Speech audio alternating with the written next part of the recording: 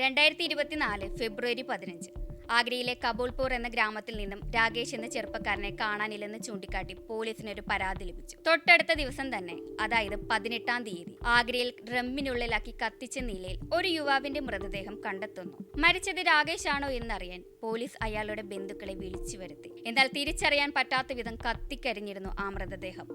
ശേഷം ലാൽ സിംഗ് തന്റെ മകനെ കണ്ടെത്താനായി ഹൈക്കോടതിയെ സമീപിക്കുകയും ചെയ്തു.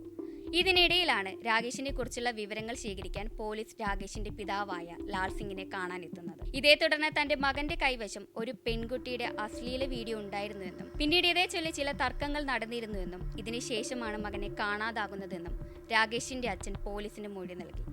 കേസ് അന്വേഷണത്തിനിടെ യാതൊരു പ്രകോപനവും കൂടാതെ രാകേഷിന്റെ പിതാവ് തന്റെ മകനെ കാണാനില്ല എന്ന കേസ് പിൻവലിച്ചു. നിങ്ങളുടെ മകൻ തിരിച്ചു വന്നോ എന്ന പോലീസിന്റെ ചോദ്യത്തിന് മൗനമായിരുന്നു മറുപടി. പെട്ടെന്നുള്ള കേസ് പിൻവലിക്കലിൽ പോലീസിന് വല്ലാത്തൊരു സംശയം തോന്നി. ഒപ്പം രാകേഷ് എവിടെയെന്ന് കണ്ടെത്താനുള്ള ആകാംക്ഷയും. തുടർന്ന് പോലീസ് വളരെ രഹസ്യമായി തന്നെ അന്വേഷണം തുടരാൻ തീരുമാനിച്ചു. ഇതിനിടയിൽ മൃതദേഹത്തിൽ നിന്നും എടുത്ത DNA രാകേഷിന്റെ അമ്മയുടേതുമായി യോജിച്ചുള്ള പരിശോധനാ ഫലവും പുറത്തു വന്നു. ആ വിവരം പോലീസ് മറച്ചുവെച്ചായിരുന്നു അന്വേഷണം മുന്നോട്ട് നീക്കിയത്. ആ സമയത്താണ് പോലീസിന് സുപ്രധാനമായ ഒരു വിവരം ലഭിക്കുന്നത്.